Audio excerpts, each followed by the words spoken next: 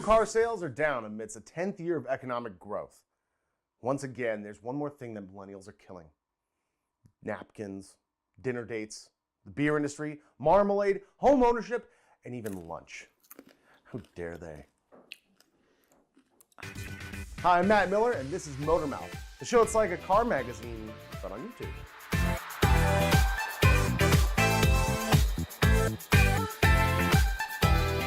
That's right, those man-bun, ride-sharing, thumb-twirling texters are killing the car industry, and here's why. Number one, the internet. In the past 25 years, the internet's gone from dial-up to mobile 4G. Jobs that would traditionally require you to be in an office on an internal network can now be done from almost anywhere. Working from home isn't just something you can do when the roads are clogged with snow. It can be your full-time gig. You can work all day in your jammies with your unwashed self. As the US keeps steadily shifting from a manufacturing-based economy to a service-based economy, more and more jobs are becoming open to part-time and full-time telecommuters. Currently, there are nearly 4 million telecommuters in America, but some estimates say that number could grow to over half the workforce. So get ready to trade in those penny loafers for some fuzzy little bunny slippers. And now that we have such services as Amazon Fresh, Grubhub, Postmates, you'll never have to leave your house until your grandchildren get you on the 58th season of Hoarders. Number two, cost of living. Back in the 1960s, it wasn't uncommon for a middle-class individual to be able to buy a house that cost about 3 years' annual salary. Considering today's market, however, the same middle-class individuals pay more than 6 years' salary. That's twice as much.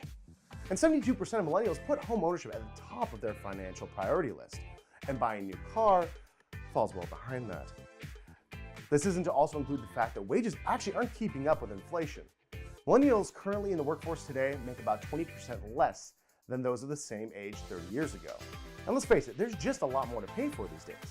Gas is more expensive, insurance is more expensive, and cable and satellite TV, internet, and cell phones, well, they may seem like a luxury to older generations, but by modern standards, they're practically utilities. There's just a lot more to pay for and a lot less scratch to spend on. Number three, family dynamic.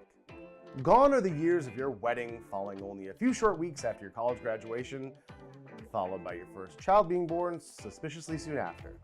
Millennials could be smarter than most of their elders give them credit for. They understand the immense financial strain that starting a family can have. And given modern expenses and incomes, it's no wonder that they don't want to be saddled with any additional financial hardship. In general, families are the ones that are buying new cars, and the current offering of vehicles are reflecting that. They're becoming more family-oriented year by year.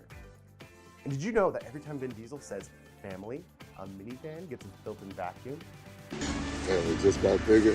There's always room for family. Ford has stopped making cars, and it's only making trucks, SUVs, and crossovers now. And the new Mitsubishi Eclipse, it's a crossover. Paul Walker must be looking down from heaven. If people are starting families later in life, that means that they're buying new cars later in life as well. This could mean that we're about to either hit a second baby boom and people are going to start buying up cars, SUVs, like mad. Or automakers are just going to be missing out on a little over a decade's worth of new car sales.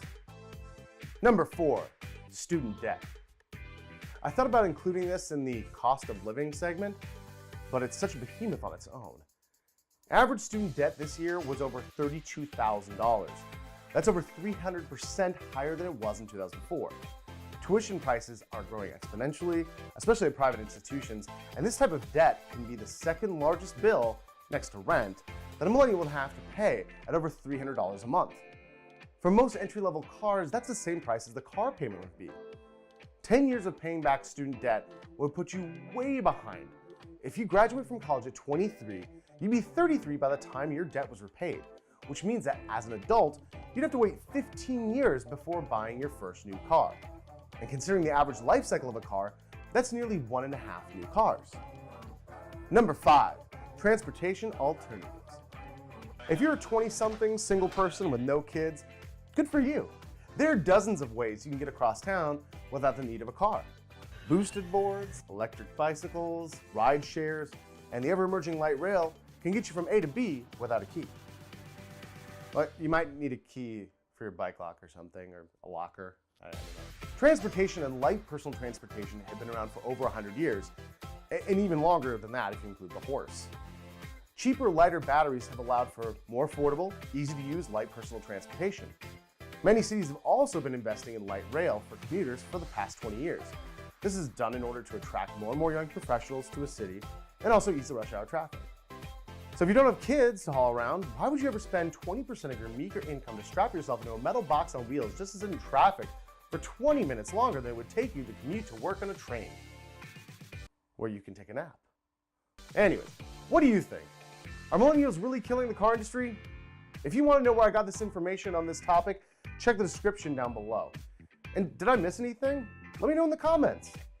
We've got new stuff coming out every single week, so consider subscribing. And remember to tell your friends to stop granny shifting and start double clutching like they should.